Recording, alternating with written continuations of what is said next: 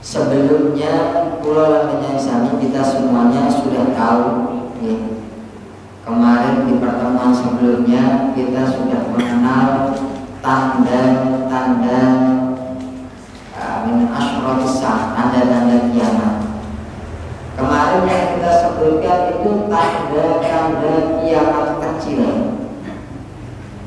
Maka di kesempatan malam hari ini kita langsung jujur ke tanda-tanda besar. Apa bedanya tanda-tanda kiamat kecil sama yang besar? Apa? Kalau tanda kiamat kecil,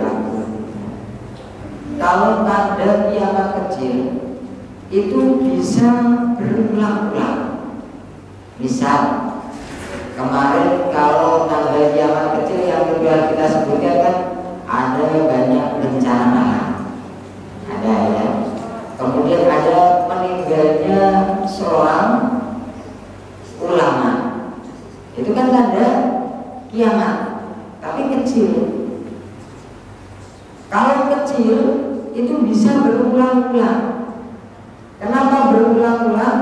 Karena bisa jadi misal ada seorang ulama besar meninggal, tapi beliau sudah mengkader santri-santrinya ribuan. Nah, maka walaupun saat itu memang tanda kiamat kecil, tapi karena kadernya itu banyak sehingga tidak menjadi mengakar, karena sudah ada kader atau penerus daripada ulama tersebut.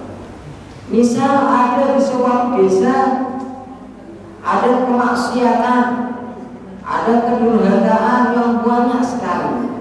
Tapi begitu setelah 1 tahun 2 tahun ada orang yang mengingatkan, sehingga akhirnya kemaksiatan itu pun hilang. Maka besok tahun yang akan datang atau tahun selanjutnya muncul lagi. Nah, itu namanya tanda kiamat kecil. Itu bisa jadi berulang-ulang. Tapi beda kalau tanda kiamat besar. Kalau tanda kiamat besar sekali terjadi maka tidak bisa diulang lagi. Kalau sudah terjadi dampaknya tidak hanya di satu daerah, satu desa, kecamatan, kabupaten enggak, tapi dampaknya menyeluruh sampai seluruh dunia. Itu namanya tanda kiamat besar. Ya, lebih boleh diibaratkan kalau tanda kiamat kecil itu contoh misalnya panjenengan Pulau Sami punya rumah, gentengnya bocor. Maka kalau genteng bocor itu secara apa berarti itu artinya kerusakan kecil. Tapi kerusakan kecil itu kalau dibiarkan, maka gentengnya pertama bocor kecil, bisa jadi merembet jadi besar menjadi rusak rumahnya. Nah, kalau gentengnya kecil rusak langsung diperbaiki, besok tahun-tahun yang akan datang, 5 tahun yang akan datang sudah jadi bocor lagi. Nah, tapi ditambah lagi. Itu namanya tanda kerusakan kecil. Tapi kalau sudah tanda kerusakan besar, misalnya rumah sampingnya sudah jebol, nah itu kan artinya kerusakannya sudah besar. Maka terkait tanda kiamat besar itu para ulama sudah sepakat itu ada 10 poin. 10 poin tanda kiamat sudah dekat. 10 poin ini Bapak Ibu jemaah yang dirahmati Allah, itu semuanya ternyata terangkum di dalam satu hadis. Di dalam satu hadis yang mana hadis ini nanti dibawa oleh sahabat Rasulullah yang sangat spesial terkait dengan fitnah. Jadi para bapak ibu jemaah yang dirahmati Allah, ada sahabat-sahabat Rasulullah itu istilahnya punya apa namanya spesialisasi sendiri-sendiri. Di antara sahabat Rasulullah itu ada yang bernama Hudzaifah. Hudzaifah ini para bapak ibu jemaah dunia, ini disebut oleh para ulama itu sebagai sang penjaga rahasianya Rasulullah. Kenapa kok disebut sebagai sang penjaga rahasianya Rasulullah? Karena Hudzaifah ini spesialisasinya itu menyimpan rapat-rapat terkait dengan perkara rahasia-rahasia. Basa kasaripun itu terkait dengan perkara fitnah-fitnah. Contoh, sebenarnya pas zaman pun Kanjeng Nabi itu Rasulullah itu tahu betul siapa sahabatnya Rasulullah yang masuk dalam kategori munafik. Tahu Rasulullah, oh si A itu munafik, ini B munafik, ini enggak bagus, bosok sana munafik, ini munafik, lalu Rasulullah tahu. Jadi siapa saja yang masuk orang-orang yang munafik itu Rasulullah tahu. Tapi Rasulullah walaupun beliau tahu, beliau tidak pernah mengungkapkan siapa orang-orang munafik itu. Beliau hanya menyampaikannya kepada Hudzaifah, sang penjaga rahasianya Rasulullah. Makanya sahabat Umar bin Khattab itu pernah bertanya, sepeninggalnya Rasulullah, setelah Rasulullah meninggal, itu Umar bin Khattab itu sengaja pernah bertanya, ya Hudzaifah, sang penjaga rahasianya Rasulullah,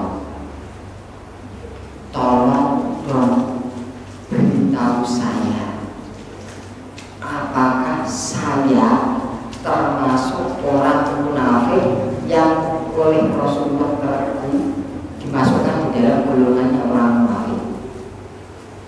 Ini Hudzaifah ditanyain gitu.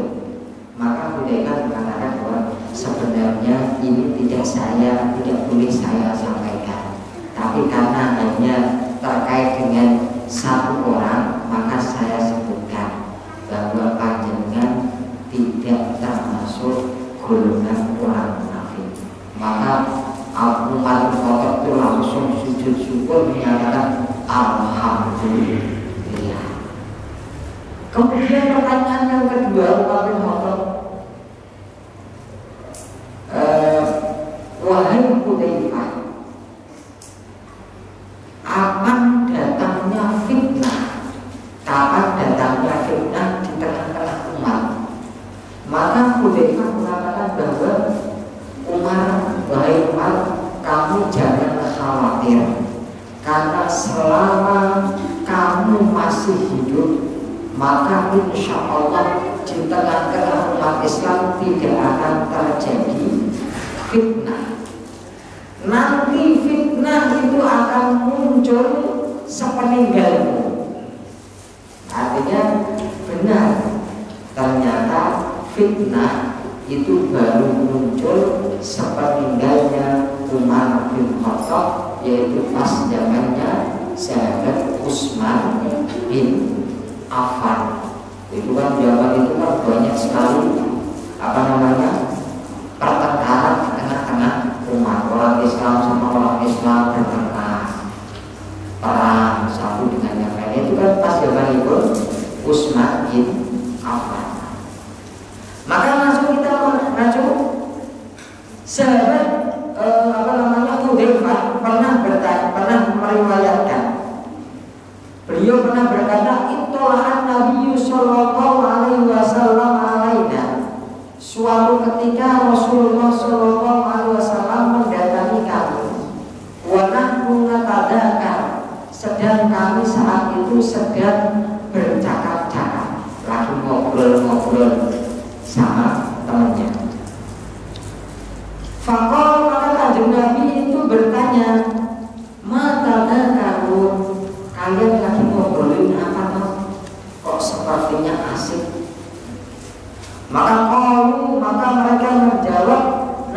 sa'ah ya Rasulullah, kami sedang ngobrolin tentang hari kiamat ya Rasulullah. Maka Kanjeng Nabi memberikan kata, innaha lam taquma hatta tarawna qablaha asyra ayat. Sesungguhnya hari kiamat tidak akan terjadi sebelum terjadinya nanti 10 hari ini. Nanti kita sebutkan semuanya dulu, baru nanti kita uraikan sedikit-sedikit. Apa itu 10 hari? Yang pertama adalah fadakarat dukhon, munculnya asap. Ini nanti asap itu menyelimuti hampir seluruh bumi. Kemudian yang kedua, munculnya Dajjal. Nanti Dajjal itu siapa? Itu nanti kita akan uraikan sedikit. Kemudian ada munculnya hewan melata, bukan boyo. Nanti kita akan bahas sedikit hewan melata itu maksudnya apa. Kemudian tulu syamsi min maghribiha, terbitnya matahari dari arah barat. Kalau sudah muncul ini sudah tanda-tandanya hari kiamat sudah dekat. Kemudian juga nuzul Isa bin Maryam, turunnya Nabi Isa alaihissalam, putra Siti Maryam, turunnya Nabi Isa.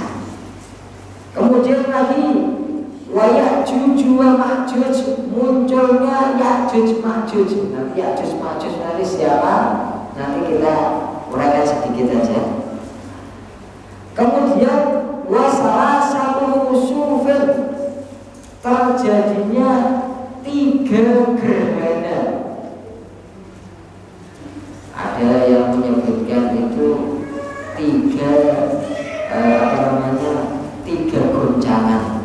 Ada yang mengartikan 3 goncangan, tapi ada yang mengartikan 3 gerhana. Gerhana apa itu? Yang pertama terjadi di belahan barat timur, belahan barat, kemudian di Jazirah Arab.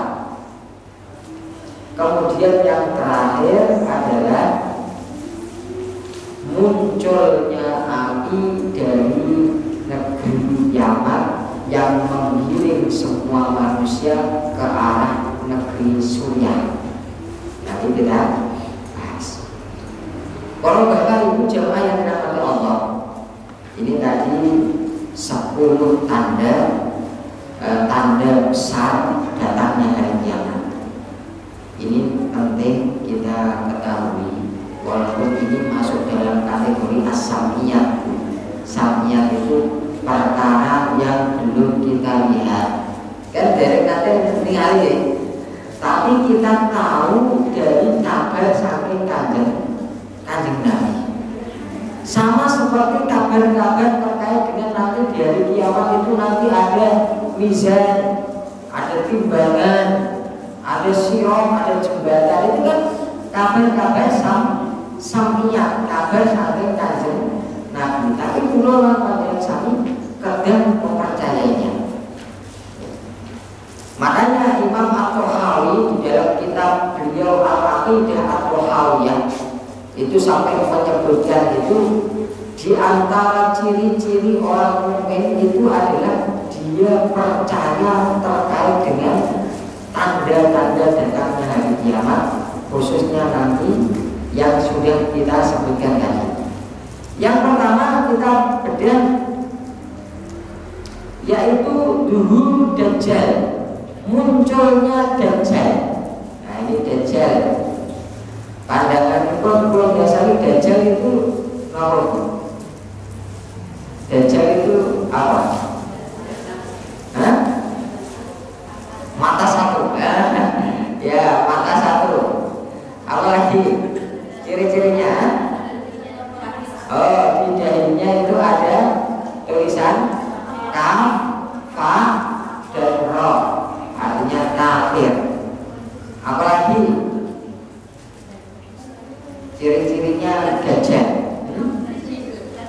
kecil. Ya, ternyata memang benar. Rasulullah SAW ini sebelum masuk ke ciri-cirinya siapa Dajjal.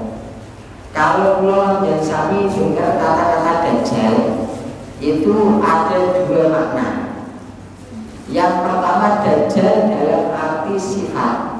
Oh, sifatnya kayak Dajjal. Nah, itu artinya sifat. Sifat itu artinya kalau orang mau disebut Dajjal itu satu, dia itu suka bohong. Karena Dajjal itu memang sukanya bohong. Yang kedua suka adu-adu. Itu suka adu-adu. Yang ketiga dia suka gawe goro-goro yang tengah-tengah umat. Nah itu biasanya kalau ada orang kayak itu biasanya oh sifatnya kayak Dajjal. Nah itu namanya tata sifat. Tapi kalau yang kedua, makna yang kedua benar-benar orang. Dajjal itu manusia. Kalau zaman pulau lihat itu pandangan gambaran pulau yang pulau pas masih kecil itu Dajjal itu ya seperti buta. Seperti buta ternyata benar. Pas buka hadis itu ternyata bukan buta. Dajjal itu disebutkan diterangkan dening Rasulullah. Napa? Inna masihad Dajjal rajulun qasir. Satemene Dajjal itu adalah orang laki-laki qasir yang kecil. Enggak gede, kecil. Pendek. Afja jadul. Dia itu rambutnya keriting. Nah ini langsung lihat kanan kirinya, udah, ya, apa ini? Jadi nggak usah lihat nanti ketemu orang, oh, ada kecil langsung rambut keriting, langsung Dajjal, udah, jangan, ampun.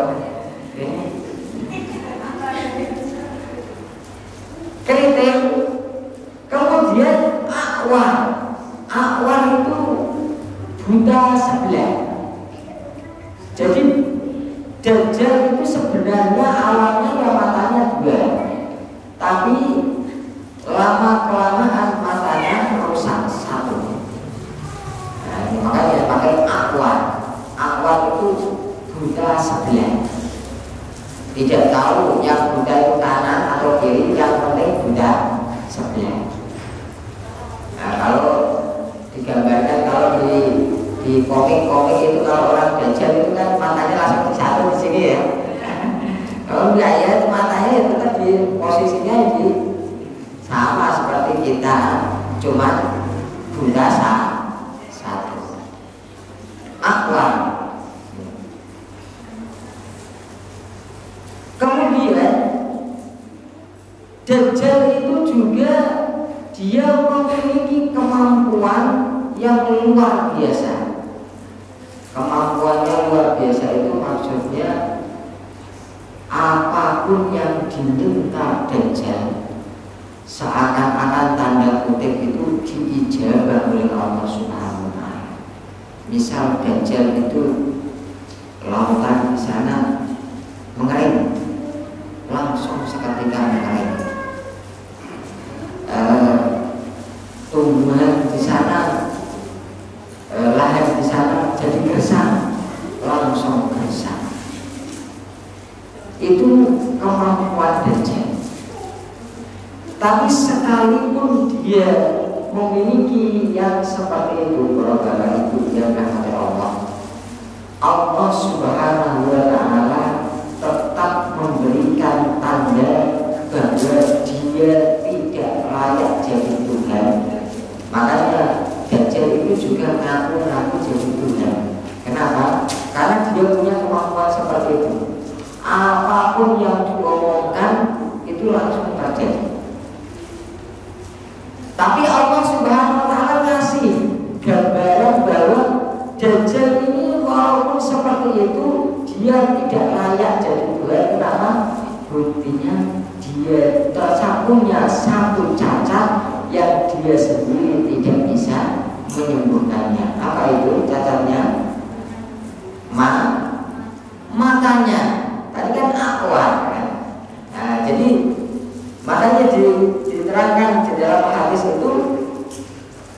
innahu aqwarun, dia itu aqwar, matanya sebelah. Walakin Allah, sesungguhnya Allah subhanahu wa ta'ala, laisa bi'aqwar, sesungguhnya Allah subhanahu wa ta'ala tidaklah memiliki kecacatan. Artinya kalau Tuhan itu gak mungkin cacat. Nah, maka kalau Dajjal itu aqwar kita, maka secara otomatis dia tidak layak jadi Tuhan. Maka di dalam hadis yang lain juga, Dajjal ini, setiap penjuru dunia ini pasti didatangi Dajjal kecuali dua kota. Apa itu? Kota Mekah sama Madinah. Itu Dajjal tidak bisa memasukinya. Itu tanda yang pertama, munculnya Dajjal. Untuk khusus Dajjal ini para jemaah sekalian, karena fitnahnya ini luar biasa. Boleh dikatakan setiap orang kalau didatangi Dajjal, maka dia pasti akan hilang imannya. Iya, setiap orang, seakan-akan setiap orang kalau didatangi Dajjal itu pasti boleh dikatakan 99% imannya langsung bengkok, langsung jadi pengikutnya Dajjal.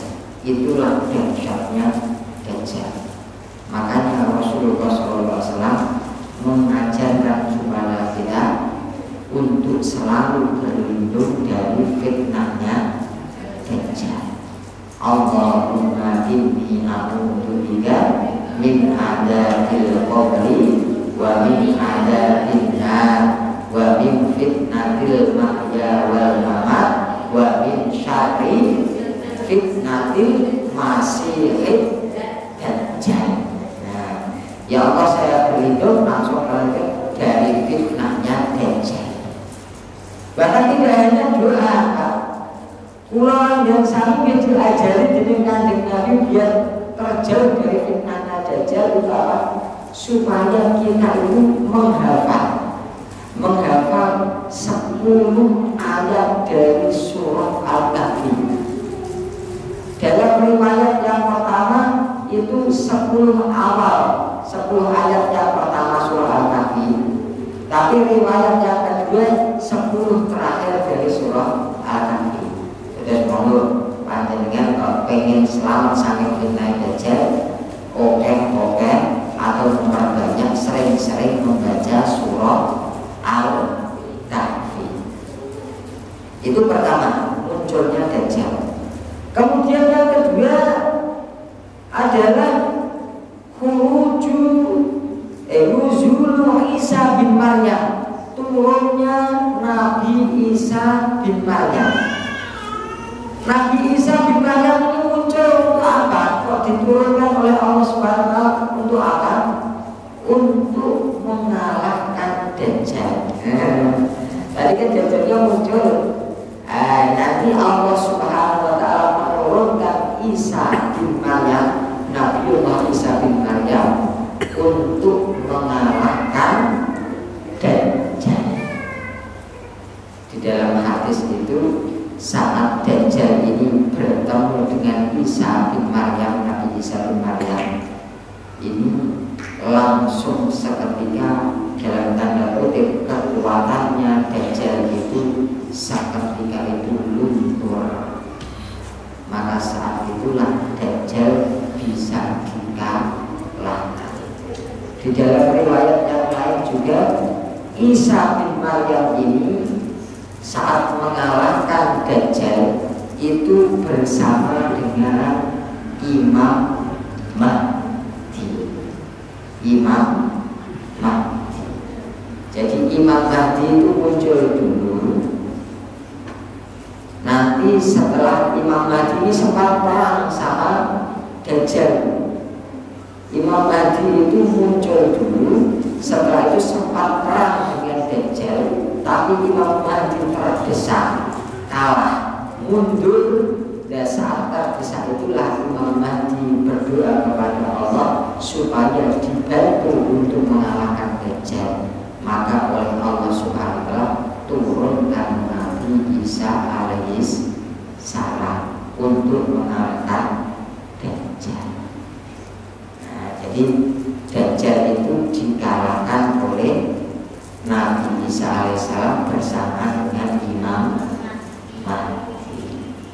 Jadi Imam Mahdi itu juga termasuk nanti tanda-tanda datangnya hari kiamat.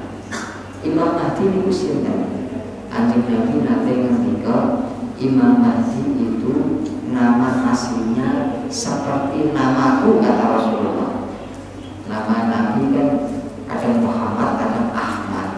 Nah, nama itu Imam Mahdi itu asmanya pun Ahmad. Ayahnya Ahmad itu namanya Abdullah, sama seperti Rasulullah. Jadi namanya Imam Mahdi itu seperti namaku, bahkan ayahnya juga seperti ayahku. Makanya ayahnya Imam Mahdi namanya Abdullah, kemudian Imam Mahdi sendiri namanya Ahmad, dan beliau termasuk keturunanipun Kanjeng Nabi. Jadi nanti kalau besok-besok kalau Bapak Ibu jamaah yang Allah, kok ada orang ngaku-ngaku jadi Imam Mahdi, ternyata selidik kok KTP-nya namanya Parjo, itu tidak cocok. Tidak cocok, tidak cocok. Kok ada orang ngaku-ngaku terburu, jadi jangan, tidak hanya orang yang ngaku-ngaku jadi nabi, ada itu banyak sekali orang yang ngaku-ngaku juga jadi Imam Mahdi.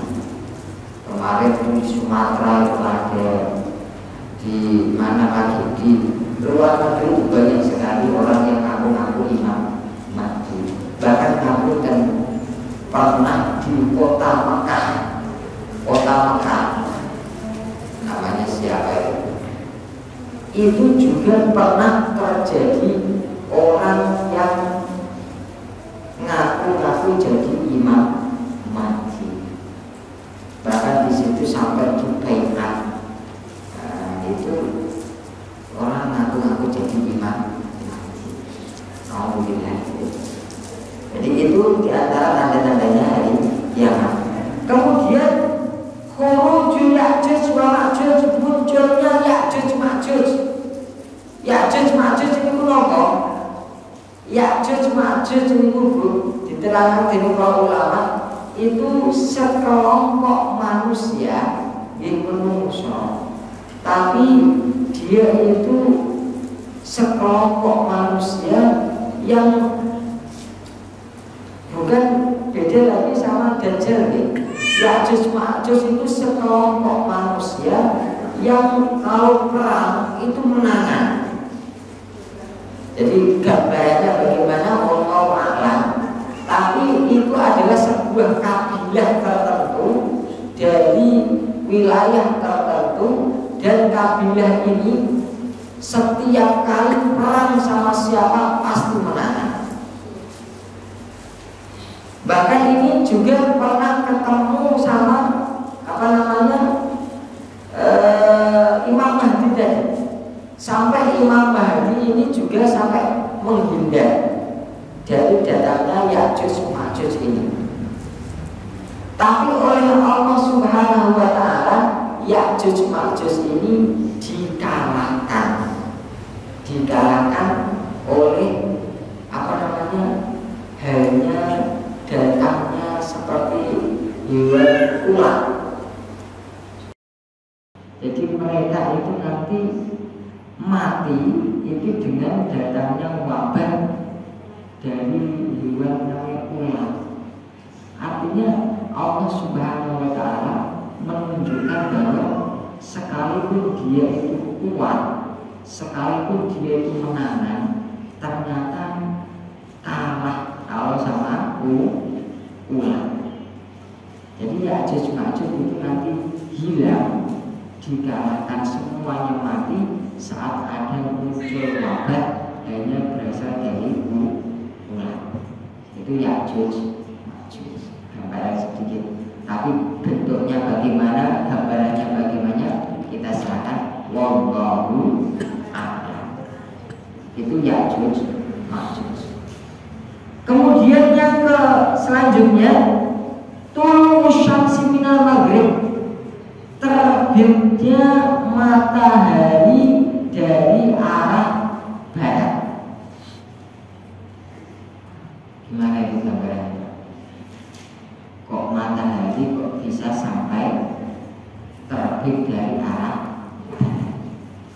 Ternyata para ilmuwan itu bisa memprediksi itu bisa jadi terjadi, bisa saja terjadi. Yaitu kapan? Saat ada goncangan. Jadi kalau bumi yang kita tinggal ini, kalau sudah bergeser dari porosnya, maka bisa jadi rubah. Ibaratnya kalau bumi kan bumi kita kan berputar. Nah, kalau misalnya goyang, akhirnya berubah duluan. Yang awalnya terbitnya dari arah timur bisa jadi dari arah barat. Nah, itu bagaimana gambarannya, bagaimana terjadinya, itu wallahu a'lam. Tapi nanti di akhir zaman itu pasti akan terjadi yang namanya terbitnya matahari dari arah barat. Dipun ngendikaken dening Rasulullah, kalau sudah terjadi yang seperti ini, kok sampai matahari kok sudah terbit dari arah barat, maka imannya seseorang sudah tidak ada gunanya. Ibarat itu imannya seseorang sudah tidak ada gunanya. Nanti kalau Kanjeng Nabi kan kata, orang tobat, orang yang bertobat, tobatnya seseorang itu akan diterima oleh Allah manakala satu, nyawa itu belum sampai tenggorokan. Nah, kalau masih di bawah tenggorokan, itu masih diterima, ditampi tobat itu. Ya Allah, saya tobat. Nah, kalau nyawanya masih ada di bawah, itu masih ditampi. Tapi kalau nyawanya kok sudah di pucuk, di tenggorokan gini, itu sudah tidak diterima oleh Allah Subhanahu wa Ta'ala. Kemudian yang kedua, tobatnya seseorang tidak diterima oleh Allah manakala matahari sudah terbit dari arah barat. Ibarat itu pun kasep, kasep nafas boleh, pun kasep udah terlambat.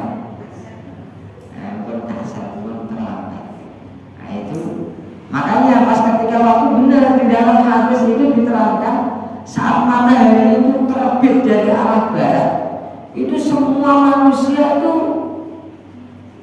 menyatakan keimanan, tapi oleh Allah Subhanahu wa Ta'ala keimanannya itu sudah tidak mungkin ditampil oleh Allah Subhanahu wa Ta'ala. Semoga kita semuanya dijauhkan dari datangnya waktu itu. Karena kalau orang kok sudah dijumpakan dengan waktu yang seperti ini, itu berarti bahwa dia akhlaknya sudah rusak, sekaligus juga keimanannya sudah tipis sekali. Kemudian yang selanjutnya, khurujud dabbah,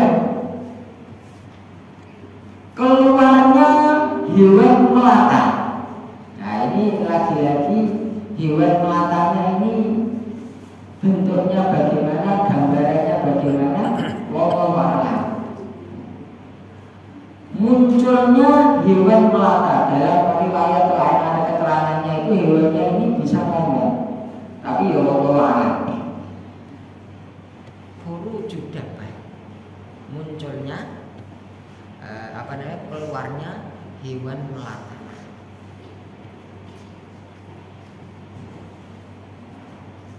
Ini tanpa banyak keterangan untuk munculnya dabah ini. Jadi munculnya hewan melata ini.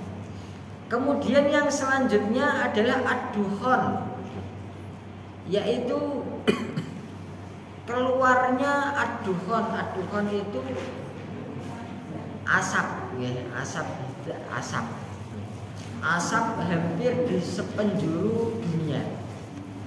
Diterangkan dening Rasulullah Shallallahu Alaihi Wasallam, asap ini para jamaah itu ya'khudul mu'min kazakmah. Asap ini itu kalau menimpa orang yang beriman, jadi kalau ada orang yang beriman itu kok menghirup asap ini, maka dia itu seperti orang yang terkena flu, terkena flu. Tapi kalau asap ini dihirup oleh orang kafir, orang non muslim, maka dia akan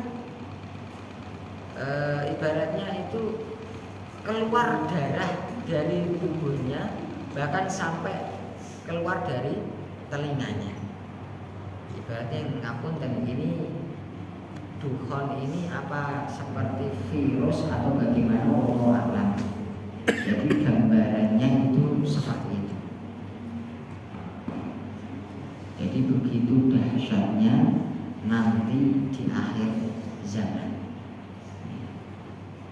Lagi-lagi semoga kita semuanya dijauhkan dari masa itu. Itu tanda munculnya asap. Kemudian tadi masalah gerhana, salah satu khusuf 3 gerhana itu boleh gambarannya 3 gerhana. Gerhana terjadi di gerhana bagian bumi bagian timur, bagian barat, kemudian bagian di Jazirah Arab. Itu secara bersamaan, itu juga di antara tanda-tandanya. Kemudian yang terakhir adalah keluarnya api dari negeri Yaman, daerah dekat Arab Saudi sana, yang mana api itu nanti menggiring manusia ke arah daerah Suriah sana. Ibaratnya menungso itu digiring oleh api. Ibaratnya panjenengan misal kalau ada bencana alam lah, ibaratnya kalau ada bencana alam, ini bencana alam tidak hanya terjadi di satu wilayah, satu kabupaten atau kecamatan, enggak. Ini terjadi di yang akan menimpa, yang dirasakan oleh seluruh dunia. Maka api ini seakan-akan menggiring semua manusia ke arah daerah Suriah sana, negeri Arab yang daerah sana. Nanti panjenengan ningali menyambut bagaimana letaknya, posisinya. Nah, itu artinya semua manusia itu seakan-akan digiring ke satu tempat. Itulah tanda-tanda besar dari kiamat. Dari tanda-tanda ini proyek asal itu yang untuk Allah Subhanahu wa taala. Terus monggo kula panjenengan sami kita semuanya menjadi mawas diri. Semoga lagi-lagi khususnya Bu, ya, ini yang sering dianjurkan oleh Rasulullah SAW tadi, munculnya Dajjal tadi. Rasulullah sampai mengatakan khususnya Dajjal itu jangan hanya diartikan sebagai Dajjal tadi. Kalau Dajjal yang orang Dajjal itu memang orangnya satu aja, tapi Rasulullah SAW itu mengatakan fitnahnya Dajjal. Fitnahnya Dajjal itu tidak hanya terjadi nanti di akhir zaman, tapi sudah terjadi di zaman-zaman sekarang. Fitnahnya Dajjal. Fitnahnya Dajjal itu orang yang banyak menipu kita. Itu namanya fitnahnya Dajjal. Nah, kira-kira kita itu nanti terpedaya apa enggak itu saking Dajjal itu Allah. Ibaratnya kita iman kita itu nanti bisa kuat atau tidak, itu monggo kita pertebar. Jangan sampai ngabul. Dan itu pernah gara-gara iman, gara-gara hanya mie sebungkus, 5 bungkus, 3 bungkus atau beras ngapunten, langsung imane dical ngapunten dulu. Jangan sampai terjadi. Karena pernah ada orang yang memang hanya karena dikasih beberapa bungkus sembako imannya hilang. Jangan sampai naudzubillah baru aja sembako imannya hilang, apalagi nanti kalau ketemu sama Dajjal. Naudzubillah mindahnya. Kita semoga para bapak, ibu, jamaah yang dirahmati Allah Subhanahu wa taala, itulah tanda-tanda 10 tanda besar datangnya hari kiamat. Kalau 10 tanda besar itu kok sudah terjadi, wah sudah tidak bisa ditawar lagi, hari kiamat tinggal beberapa hari lagi atau beberapa tahun lagi. Tapi kalau tanda-tanda kiamat kecil, tanda-tanda kiamat kecil maka bisa kita undur. Kapan bisa kita undur? Manakala kita mau beramal ma'ruf nahi munkar. Kalau tanda kecil kan gampang. Misal kalau ada kemaksiatan, selama ada orang tasih ngimutaken, masih mengingatkan, maka selama itu pula hari kiamat akan mundur. Jadi hari kiamat itu mengapa oleh Allah Subhanahu wa taala sengaja dirahasiakan. Bahkan ngapunten 10 tanda besar tadi yang disebutkan dening Abu Hudzaifah tadi. Itu urutannya itu enggak urut, Bu. Enggak urut. Mana duluan, mana yang nomor 2, mana yang nomor 3 itu tidak urut. Kenapa tidak urut? Bahkan Rasulullah itu ketika waktu menjelaskan ini, itu juga tidak menjelaskan kapan yang duluan terjadi siapa, mana. Itu tidak diterangkan. Sebenarnya turunnya Ya'juj Ma'juj sama munculnya asap itu duluan mana, itu tidak diterangkan. Kenapa sengaja tidak diterangkan? Agar rahasia datangnya hari kiamat tetap menjadi hal yang misteri, tetap menjadi perkara rahasia.